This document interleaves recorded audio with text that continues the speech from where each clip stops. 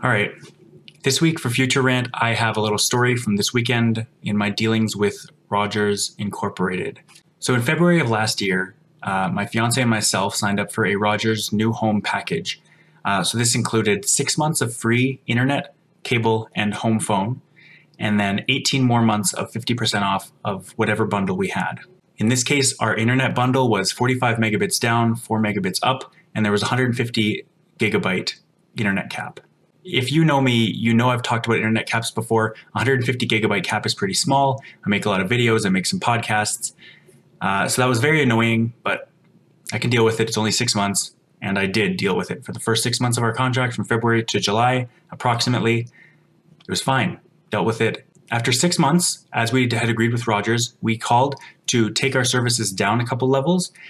So we got our home phone down to the most basic package. We got rid of the movie channels with cable, and we added a $10 unlimited internet package. So we kept our internet package the same, but made it unlimited for $10 more a month. So now, unbeknownst to us, when they made this change, they also dropped our internet package down from 45 megabits per second down and 4 megabits up to 25 megabits down and 2 megabits up. In essence, they cut our internet speed by half without actually telling us that they were going to do that. And I should point out that if you go into the My Account section of Rogers' website, it doesn't actually tell you the speed of your internet package or any of your packages. It just tells you what they're called. So in this case, it's something like Rogers Extreme Plus cable internet, which is unhelpful. And Rogers changes their internet speeds constantly. And so now, for instance, if you go on their Rogers website, all you're going to see is a bunch of hybrid fiber plans. And so really, you have no idea. It's completely opaque what internet speeds you have just looking at your account information. So this weekend, we had to call Rogers on an unrelated issue. I convinced Julia to ask why our internet was so much slower than it was and why it was slower than when we signed up for it. And so I've dealt with good customer service in the past, and Rogers has never really been one to provide good customer service. They've also never been particularly helpful in getting things done.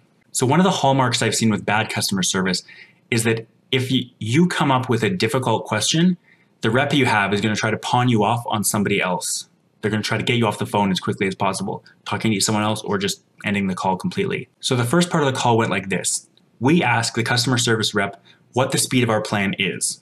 She replies that we have the 25 megabit internet package, which is different from what we originally signed up for. At this point, we lost the call somehow, and so we had to call back to confirm the other account changes we'd made. At that point, we told the second Rogers rep that our internet was at about 25 megabits, and we thought we were paying for 45 megabits down and 4 megabits up, and so we wanted to figure out where the discrepancy was.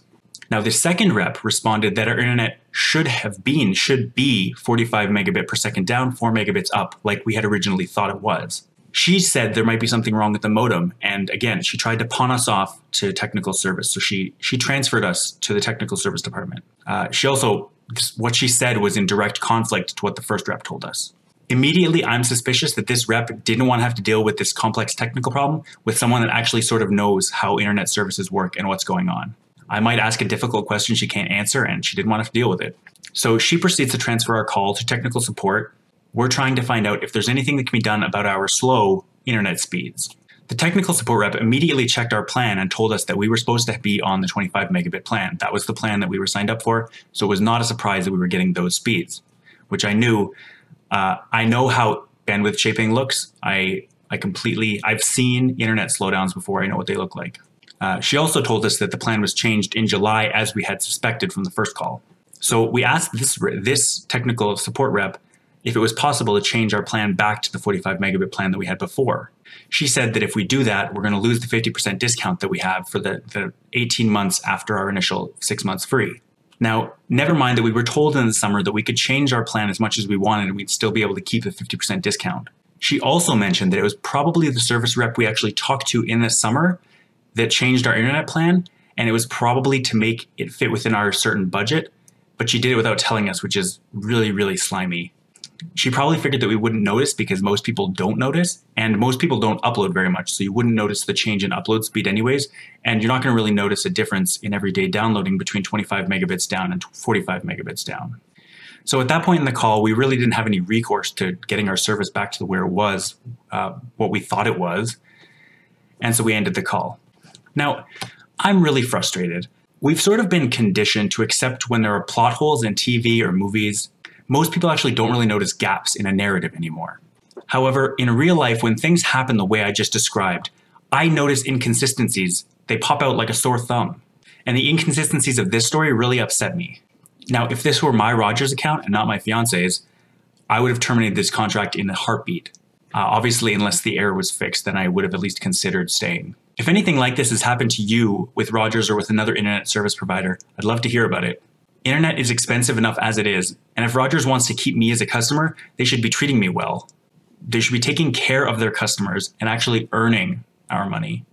I, for one, think we should make some noise, stand up, and refuse to accept these injustices that have been thrust upon us by internet service companies. Internet service doesn't have to be as complicated as Rogers makes it. TechSavvy, for instance, is one of the companies that's doing it well. I've had tons of great customer service experience with TechSavvy. Rogers, please up your game. The difference in customers getting 25 megabit internet and 45 megabit internet is not that big of a difference to you. To a customer, it can be a huge difference. It's literally doubling my internet speed. It's not worth that much to you, but it's worth a ton to me. Please think about this. Thanks for watching, and you can tune in to the other Future Rants and Future Chat, which is a weekly science and tech show we do at futurechat.me. See you guys.